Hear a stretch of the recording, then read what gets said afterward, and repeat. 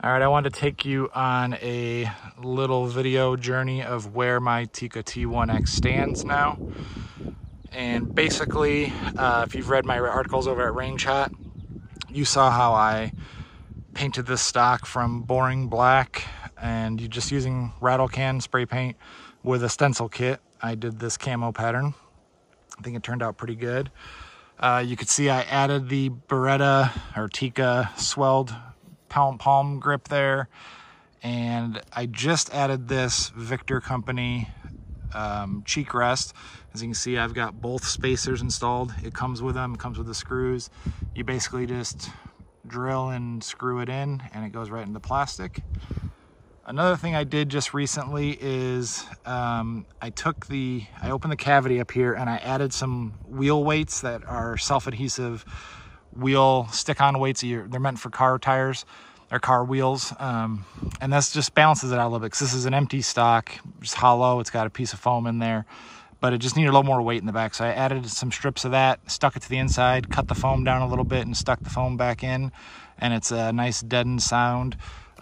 For this bag back here, I took the sling swivel off here. I don't carry this rifle with a sling or anything, so this allows me to just run this bag back to get my elevation tweaks, and then I can fine tune with the squeeze.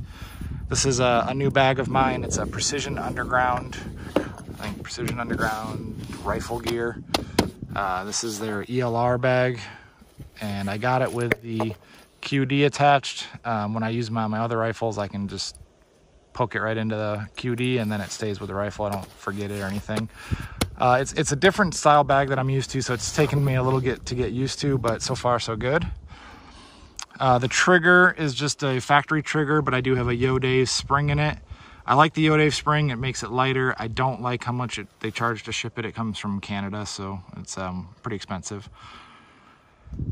Also, I have a DI Products slip-on rail here. So this is I think it's a 20 MOA rail, but it just slips over the factory dovetail, and then it has 4 set screws that hold it in. Like it a lot. I'm topped here with a loop-holed 3-9 rimfire. I think it's their American series. So pretty inexpensive scope.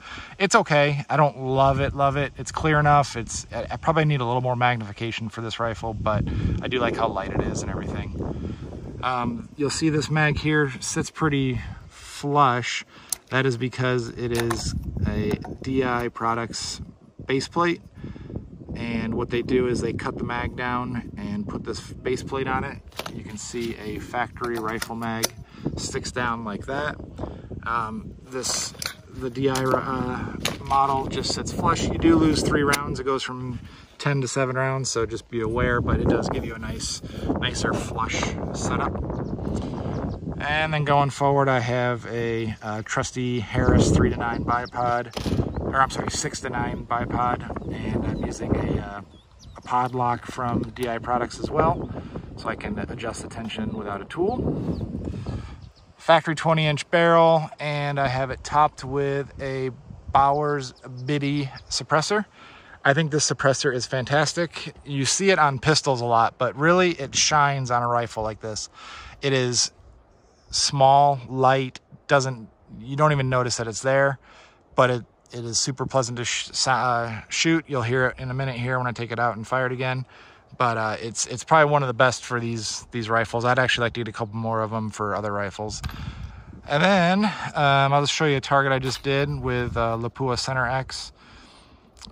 This is pretty pricey ammo. Actually, this shoots almost as good with just CCI standard at 50 yards. But you can see here, just with this 3-9, 50 yards. It's sub MOA, obviously. Under 1/2-inch groups. I think that's good. I should probably do it on targets that are not shoot and see.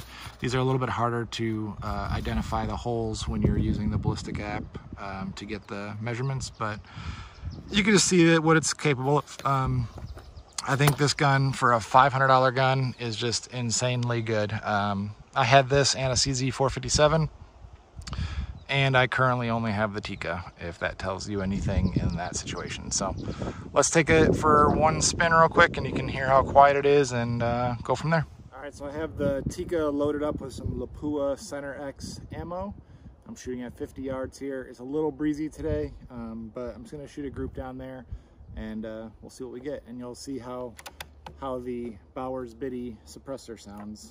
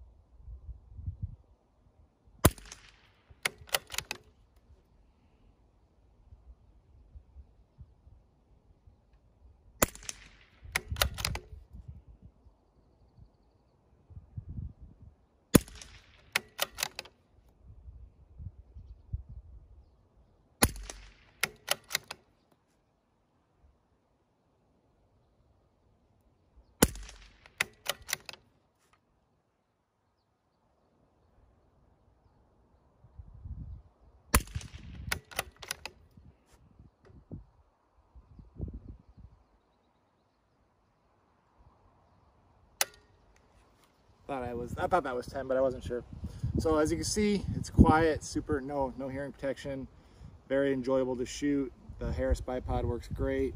I just installed this Victor company cheek rest, and I like it a lot. The Leupold 3-9 rimfire series. It's okay. I could probably use a little more magnification, but I do like how light it is and how light it keeps the rifle. So if you have any questions, let me hear them in the comments.